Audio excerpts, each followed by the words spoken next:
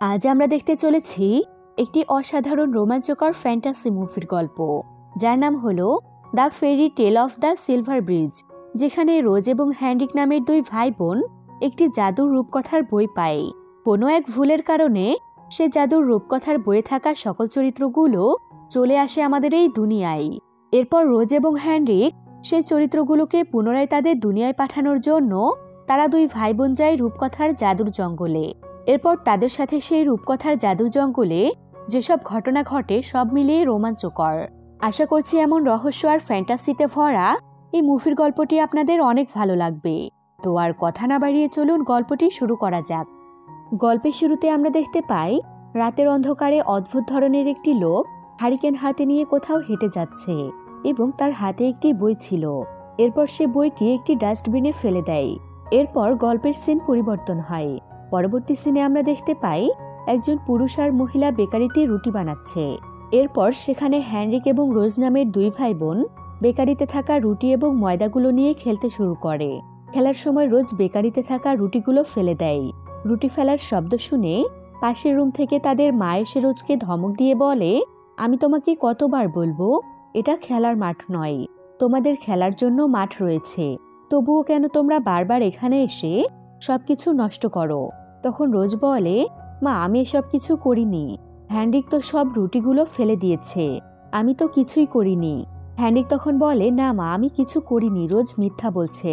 মা তখন ধমক দিয়ে দুজনকে এখান থেকে চলে যেতে বলে। সেখান থেকে বের হয়ে রোজ এবং হ্যান্ড্রিক রাস্তা দিয়ে হাঁটতে থাকে।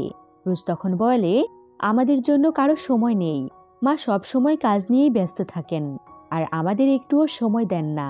এমন সময় রোজ রাস্তার পাশে একটি বই পড়ে থাকতে দেখে সে বইটি তুলতে গেলে হ্যান্ড্রিক তাকে বাধা দিয়ে বলে, মানুষের জিনিস না বলে ধরা ঠিক না, তুমি ওটা রেখে দাও।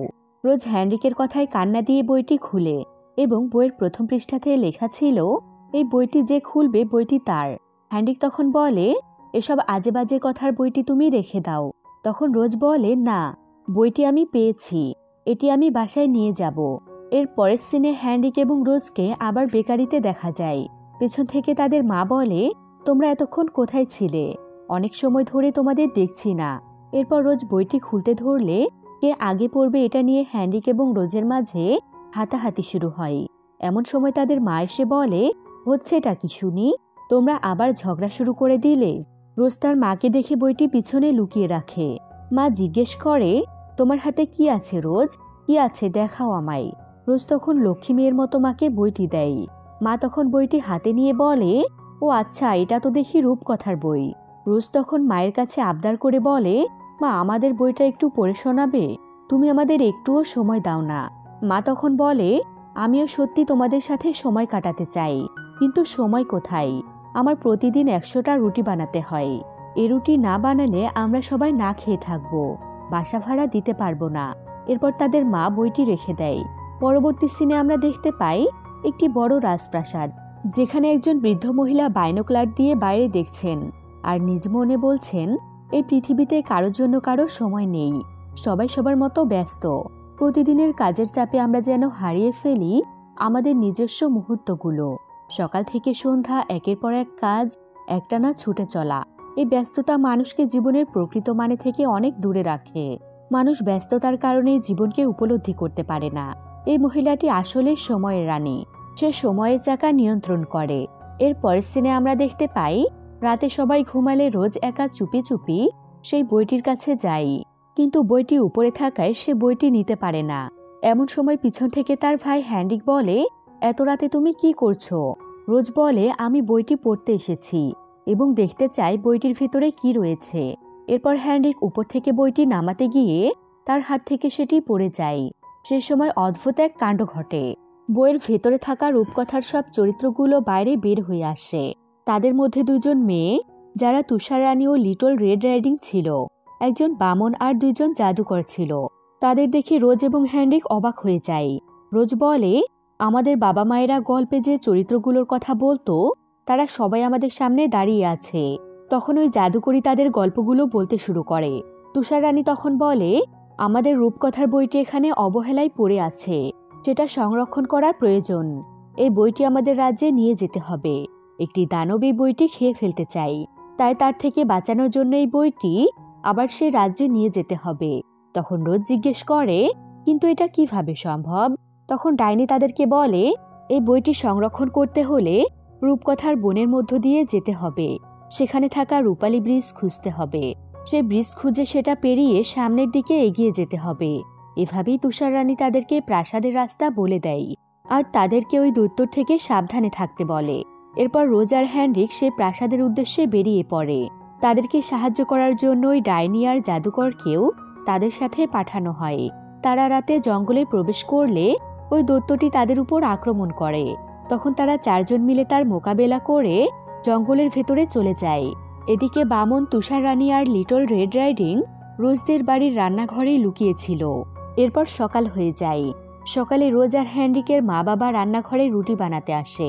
কিছুক্ষণ পর তারা রোজ আর হ্যানরিককে ডাকতে থাকে, কিন্তু তারা সেখানে আসে না। তখন তারা তাদেরকে খুঁজতে শুরু করে। সে সময় সেখানে রোজের বাবা বইয়ের একটা পাতা খুঁজে পায়। সেখানে কিছু লেখা ছিল যে রূপকথার বই সংরক্ষণ করতে হবে। তারা বুঝে যায় যে রোজ আর হ্যানরিক রূপকথার বনে গিয়েছে বই সংরক্ষণ করার জন্য। এটা দেখার পর তাদের মা তাদের খুঁজতে বের হতে যাবে। তখন তাদের বাবা বলে, এখনই খুঁজতে যেতে হবে না, তারা একাই ঠিক ফিরে আসবে। তখন রোজের মা বলে, ঠিক আছে, আজ রাতের মধ্যে যদি তারা না ফেরে তাহলে কাল খুঁজতে বের হব। এদিকে রোজ আর নিক ডাইনি জাদুকরের সাথে জঙ্গল দিয়ে যাচ্ছিল। তখন রোজ বলে, আমরা তো ডাইনির ঝাড়ুতে করে যেতে পারি। ডাইনি তখন বলে, ঝাড়ুতে 4 জনের জায়গা হবে না। তখন জাদুকর জাদু করে গন্তব্যে পৌঁছানোর চেষ্টা করে, কিন্তু তার জাদু এখানে কাজ করছিল না। তখন ডাইনি এটা দেখে অনেক হাসাহাসি করে। এরপর সে তার ঝাড়ু উড়াতে যায়, কিন্তু তার ঝাড়ুটি ভেঙে যায়, যার কারণে সে কাঁদতে শুরু করে। তাদের এই কর্মকাণ্ডগুলো রোজ আর হ্যানরিক দাঁড়িয়ে দেখছিল। রোজ বলে, তোমরা কোনো কাজের না, তোমরা শুধুই শো অফ করো। তোমাদের আমাদের রক্ষা করার কথা, কিন্তু তোমাদের কাছে কোনো জাদু শক্তি নেই। এটা বলে রোজ হ্যানরিককে নিয়ে সেখান থেকে এগিয়ে যেতে থাকে, আর তাদের পেছনে পেছনে তারা দুজনও যেতে থাকে। এদিকে রোজদের রান্নাঘরে তারা 3 জন লুকিয়েছিল। রেড রাইডিং বলে, আমাদের এখন বেরিয়ে আসা উচিত। বামন তখন বলে, অপেক্ষা করুন, আমরা তাদেরকে রুটি বানাতে সাহায্য করব। আমাদেরকে এখানে দেখলে তারা অবাক হবে, তারা কি আমাদেরকে কাজ করতে দেবে? এরপর আবার জঙ্গলের সিন দেখানো হয়। জঙ্গলে একটি গাছের গা ঘেঁষে তারা 4 জন দাঁড়িয়েছিল। তারা নিজেদের মধ্যে কথা বলছিল। তখন রোজ সেখানে মিউজিকের আওয়াজ শুনতে পায়। এরপর তারা ওই মিউজিক অনুসরণ করতে করতে একটি ব্রিজের সামনে এসে থামে, কিন্তু ব্রিজটি রূপালী ব্রিজ ছিল না, সেটা সাধারণ ব্রিজ ছিল। এটা দেখে হ্যানরিক ওই জাদু করার ডাইনিকে বলে, তোমরা মিথ্যে বলেছিলে, এখানে কোনো রূপালী ব্রিজ নেই। তখন জাদুকর বলে, এটাই রূপালী ব্রিজ ছিল, এখন সাধারণ হয়ে গিয়েছে। তখন রোজ বইটি হাতে নিয়ে ব্রিজে উঠতে থাকে। তখন ডাইনি তাকে বলে, এটাকে রূপালী ব্রিজ হিসেবে ধরে নিয়ে এগিয়ে যাও। তখন রোজ সামনের দিকে এগিয়ে যেতে থাকে, আর ঠিক তখনই ওই ব্রিজটি আবার রূপালী ব্রিজে পরিণত হয়। এটা দেখে তারা 4 জনই অনেক খুশি হয় আর সামনের দিকে এগিয়ে যেতে থাকে। এদিকে আবার ওই বৃদ্ধ সময়ের রানীকে দেখানো হয়। সে দূরবীন দিয়ে এসব দেখে বলে, বাচ্চারা রূপালী ব্রিজ পেরিয়ে জঙ্গলে প্রবেশ করেছে। এখানে জাদুকর আর ডাইনি আলোচনা করছিল যে আমরা মানুষের ক্ষতি করি, আর এখন আমাদেরকেই মানুষকে সাহায্য করতে হচ্ছে। এরপর জঙ্গলে হাঁটতে হাঁটতে তাদের খিদে পেয়ে যায়। তখন হ্যানরিক সামনে একটি বোতল আর একটি ঝুড়ি দেখতে পায়। হ্যানরিক ওই বোতল খুলে শুকে দেখে যে সেটা মদ। এরপর রোজ ওই ঝুড়ি খুলে ভেতরে কেক দেখতে পায়। তার সামনে তারা একটি কুকুরকেও দেখতে পায়। তখন জাদুকর তাদেরকে সাবধানে সেখান থেকে সরে আসতে বলে। এরপর তারা ধীরে ধীরে সেখান থেকে সরে অন্যদিকে চলে যায়। এদিকে সন্ধ্যা হয়ে গেলেও রোজ আর হ্যানরিক বাড়িতে না ফেরার কারণে তাদের মা তাদেরকে খুঁজতে বের হতে চায়। তখন তাদের বাবা বলে, এখন সন্ধ্যায় তুমি তাদের খুঁজে পাবে না। তাদের মা বলে, আগে বের হলে তাদেরকে নিশ্চয়ই খুঁজে পেতাম। এই নিয়ে তারা দুজন তর্ক করতে থাকে।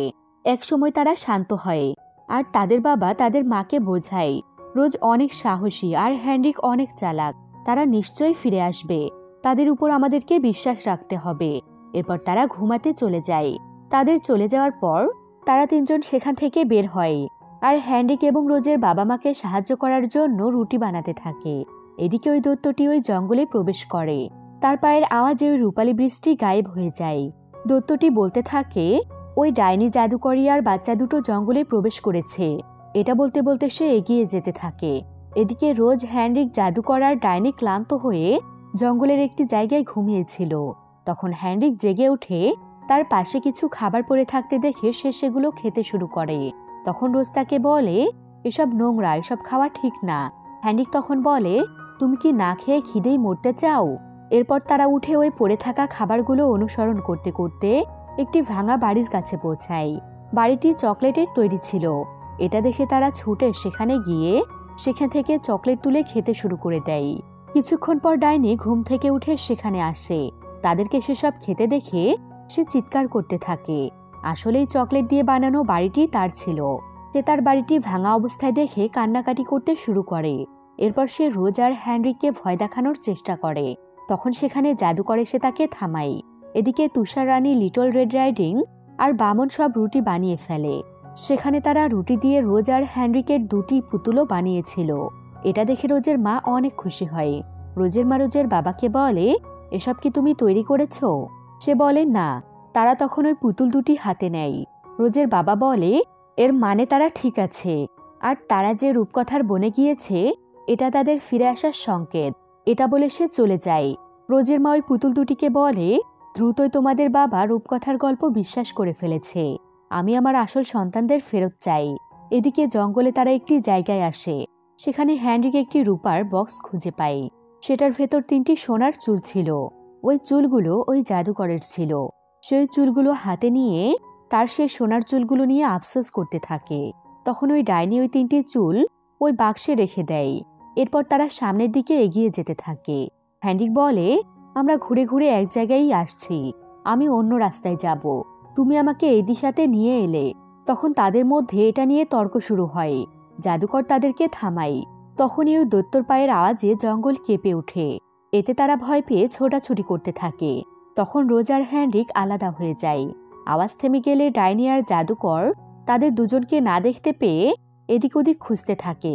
এদিকে হ্যানরিক একটি গাছের পেছনে লুকিয়েছিল আর রোজ একটি মাটির স্তূপের পেছনে লুকিয়েছিল। দৈত্যটি তখন সেখানে আসে আর সে হ্যানরিককে ধরতে যায়।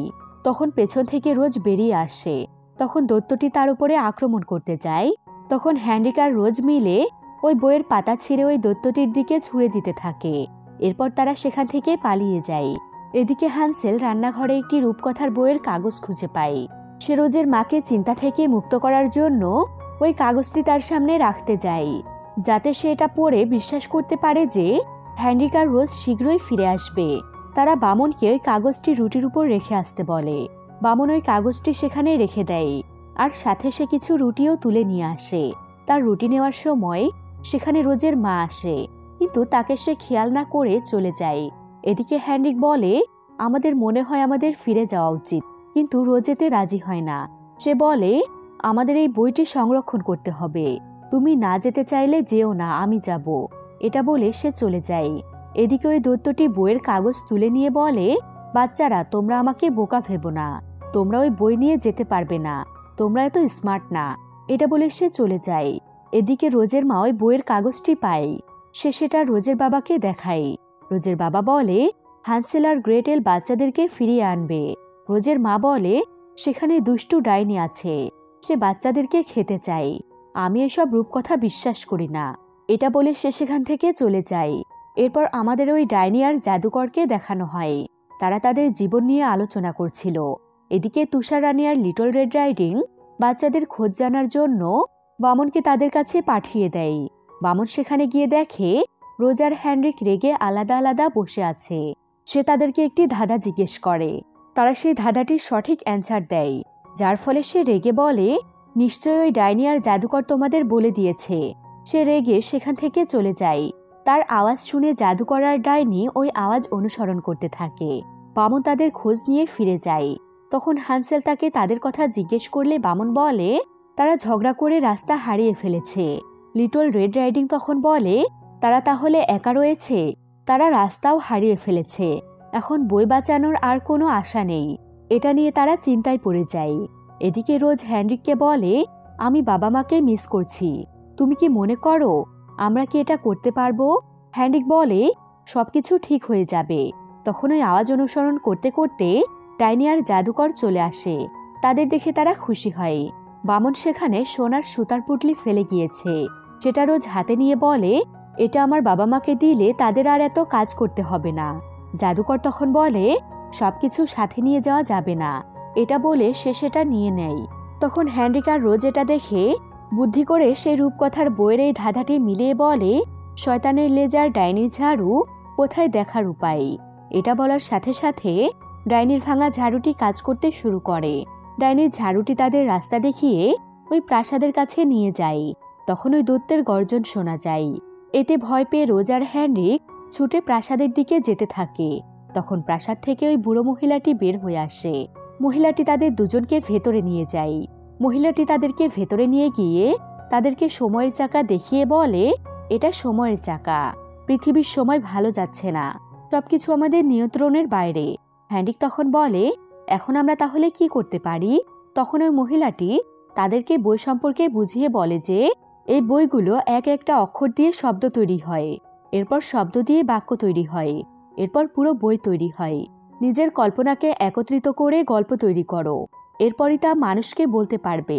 আমরা ঐক্যে বিশ্বাস করি, যা বিশ্বকে একত্রিত করে। রোজ জিজ্ঞেস করে, আমরা কিভাবে প্রমাণ করতে পারি যে আমরা রূপকথার শক্তিকে বিশ্বাস করি? তখন ওই মহিলাটি তার সময়ের চাকার দিকে দেখিয়ে বলে, এইভাবে। সেখানে একটি ধাঁধা লেখা ছিল। সেই ধাঁধাটির সমাধান করতে পারলে এই সময়ের চাকা নিয়ন্ত্রণ করা যাবে। এতে পৃথিবীর সবকিছু পরিবর্তন হবে, আর বইও সংরক্ষণ করা যাবে। এরপর সে ওই বইটি সময়ের চাকার মাঝখানে রেখে দেয়। মহিলাটি বলে, এই ধাঁধার মানে বের করতে না পারলে সবকিছু শেষ হয়ে যাবে, বই আর সংরক্ষণ করা যাবে না। এদিকে ওই দৈত্যটি সেখানে চলে আসে। তার পায়ের আওয়াজে প্রাসাদ কাঁপতে থাকে। তখন ওই মহিলাটি সেখান থেকে বের হয়ে বাইরে যায়। আর এদিকে রোজ আর হেনরিক ধাঁধার সমাধান করতে থাকে। মহিলাটিকে দেখে দৈত্য বলে, এখন সব খেলা শেষ। মহিলাটি তাকে ভেতরে আসতে বাধা দিতে থাকে। এদিকে রোজ আর হেনরিক অনেক চেষ্টা করে ধাঁধার মানেটা বের করে ফেলে। তখন তারা ওই সময়ের চাকা ঘুরিয়ে দেয়, যার ফলে রূপকথার বইটি সুসংরক্ষিত হয়। এটা দেখে তারা সবাই অনেক খুশি হয়। এদিকে মহিলাটি দৈত্যকে বলে, তিনি জানেন যে তিনিই জিতবেন, যেমনটা রূপকথার গল্পে হয়। রূপকথার শুরু ছিল ধাঁধা, আপনি হেরে গিয়েছেন। দৈত্যটি বলে, আপনি এবারের মতো জিতে গিয়েছেন, আমি আবার ফিরে আসা পর্যন্ত শুধু অপেক্ষা করুন। এটা বলে সে সেখান থেকে চলে যায়। আর রোজ, হেনরিক, ডাইনি, জাদুকরি সবাই আনন্দে লাফাতে থাকে। এদিকে রোজদের বাড়িতে হান্সেল, গ্রেটেল আর বামন তাদের রান্নাঘর সাফ করে রাখে। রোজের বাবা মা সেখানে কোনো রুটি দেখতে না পেয়ে অবাক হয়ে যায়। তখন তাদের সামনে জাদু করে তারা অনেক রকমের খাবার হাজির করে। এসব দেখে রোজের বাবা বলে, এসব সত্যি রূপকথার গল্পের মতো। এখন কি তুমি রূপকথা বিশ্বাস করো? এসব কাকতালীয় হতে পারে না। অবশেষে তাদের মা এসব বিশ্বাস করে। এদিকে রোজ আর হেনরিক ওই মহিলাটির থেকে বিদায় নেয়। মহিলাটি তাদের সাথে ডাইনি আর জাদুকরকেও পাঠায়, যাতে তারা তুষার রানী, লিটল রেড রাইডিং আর বামনকে রূপকথার রাজ্যে নিয়ে আসে। এরপর রোজ আর হেনরিক বাড়ি ফিরে আসে। তাদেরকে দেখে তাদের বাবা মা অনেক খুশি হয়। তাদের সাথে ডাইনি আর জাদুকরকে দেখে তারা অবাক হয়। রোজ বলে, তারা আমাদের বন্ধু। তখন সেখানে তুষার রানী, লিটল রেড রাইডিং আর বামন বেরিয়ে আসে। বামন গিয়ে রোজ আর হেনরিককে জড়িয়ে ধরে। এরপর ডাইনি রোজের হাত থেকে বইটা নিয়ে নেয়। এরপর তারা তাদের থেকে বিদায় নিয়ে জাদু করে আবার ওই বইয়ে ঢুকে যায়, আর বইটি সেখানে পড়ে থাকে। কিছুক্ষণ পর রোজ বলে, তারা চলে গেল, আমি তাদের মিস করব। তাদের ফিরে আসাতে তাদের বাবা মা অনেক খুশি ছিল। এরপর তারা সবাই একসাথে বসে আর রোজ ওই বইটি পড়তে থাকে।